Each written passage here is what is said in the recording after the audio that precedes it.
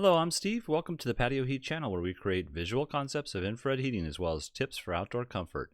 Our one-on-one customer support helps you make the best decision for your application. We strive to earn your business. Visit our patioheat.com website for sales and more information. Now let's get heating. All right, so here we have this residential application. It's a patio deck here. There's going to be a all aluminum pergola structure up here.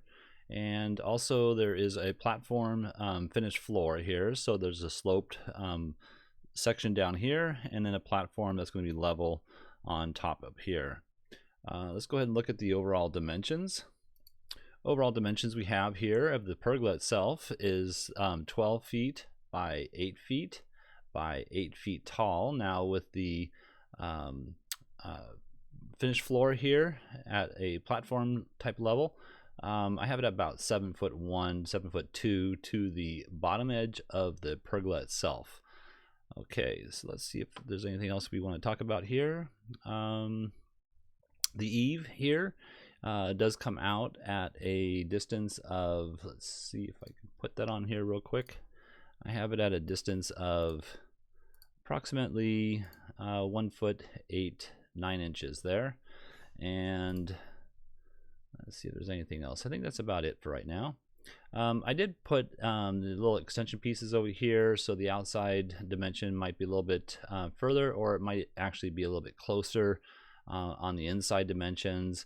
I just noticed the image that I received had some extension pieces over here, so that's why you see this 12 feet 8 inches there.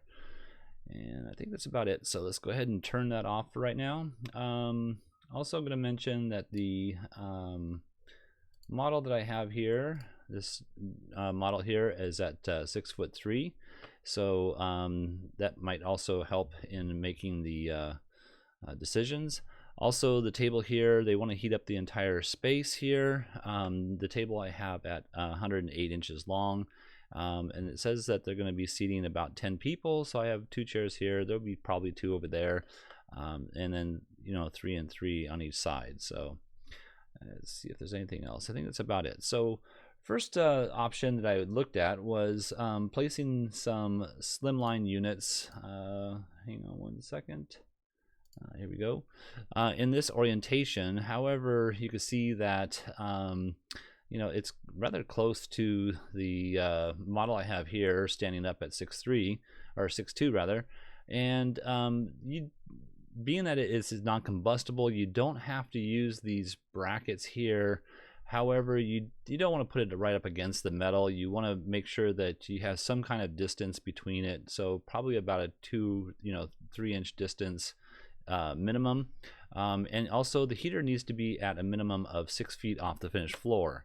If we looked at the footprint of heat right here, you can see that being that the heater is down a little bit lower than optimum, the footprint of heat isn't really heating up the space very well. If we were to move them at their optimum height of about 8 feet off the finished floor, then you can see that the ray now will penetrate the area much nicer.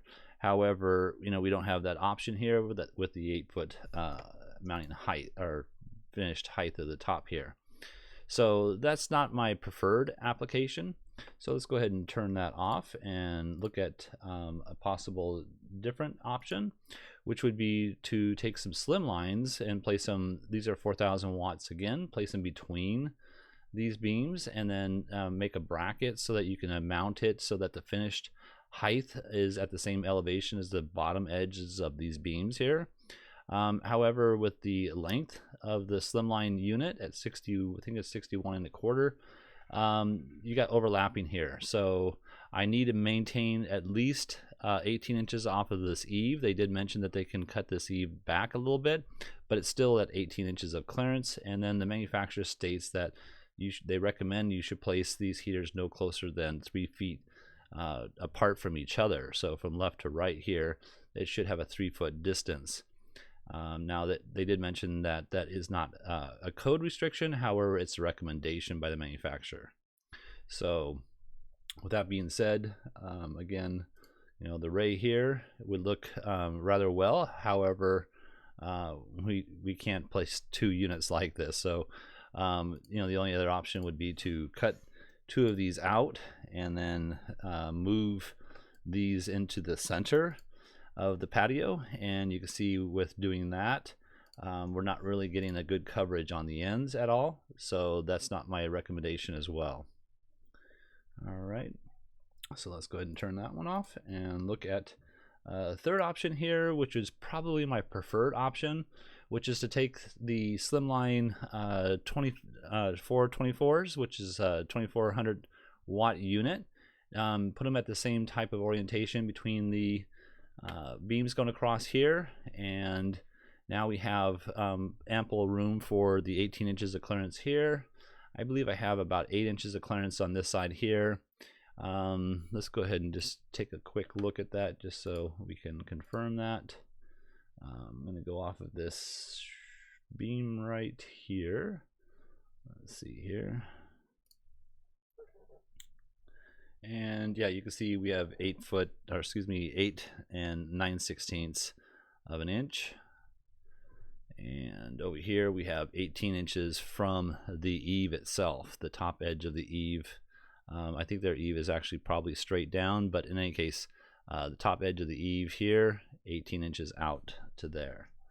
So, and let's see if there's anything else. I think that's about it. Now, because these are all aluminum, there's no issue with regards to the clearances, but you do not want to press the metal up against a hot surface like this, because you will cause, this is aluminum, I'm not quite sure of the thickness of the aluminum. It will, if you have the heater itself touching, then it most likely will deteriorate that aluminum fairly rapidly. So I'm not going to recommend anything other than just placing them centered in here.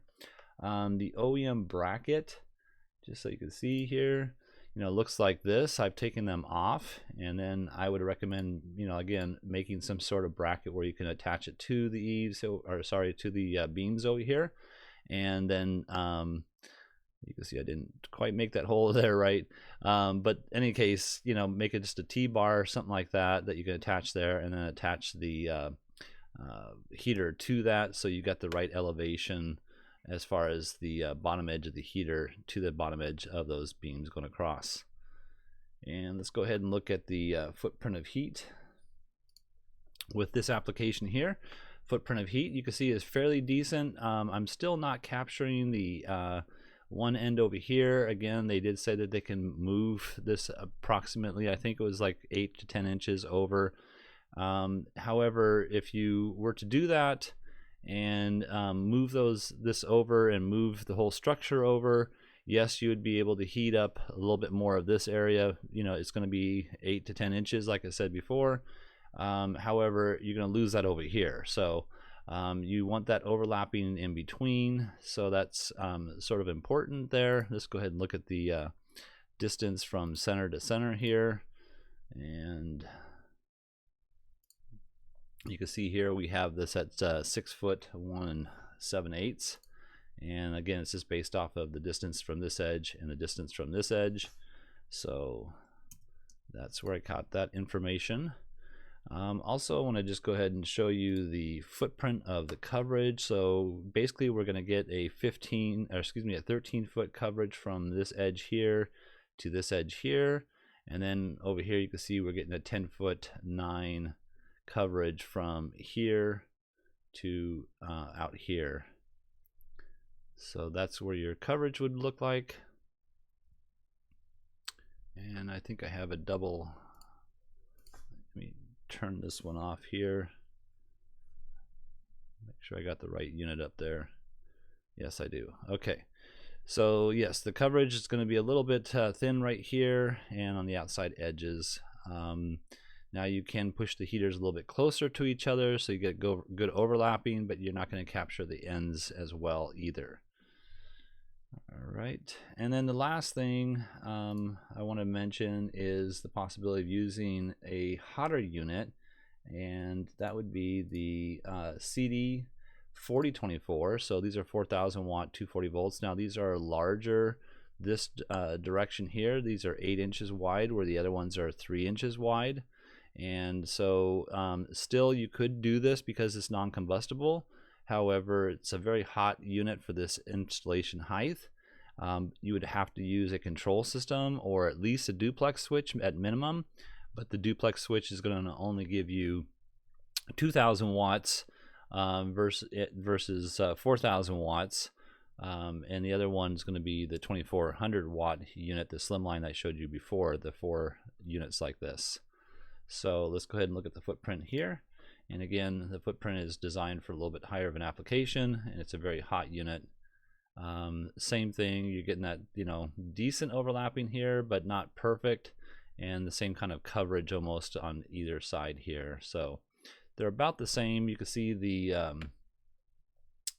dimensions are a little bit larger on the slimline. It goes out a bit further because they have the junction box located on the one side, whereas the CD model has a junction box located on top. I don't have that shown up here, but that's where the CD model is brackets or junction box is located. So all right, well, I hope this has helped. If you're looking for some assistance with your outdoor heating application and you would like us to review your plans, please send your information into designs@patioheat.com. I'm Steve, and please tap that like button if you find this video useful. We don't advertise, we're not monetized. YouTube does not promote us in any way unless we receive thumbs ups from our viewers like you.